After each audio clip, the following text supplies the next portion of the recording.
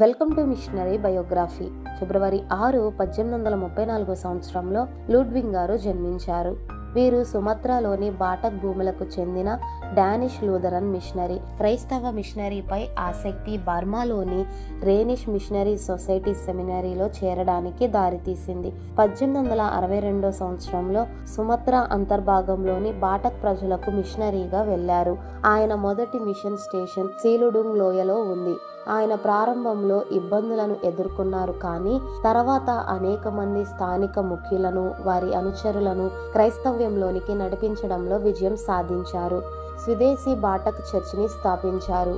వీరు మరణించే సమయానికి చర్చిలో 180,000 మంది సభ్యులు ఉన్నారు. 34 మంది బాటక్ పాస్టర్లు, 788 మంది బోధకులు ఉన్నారు.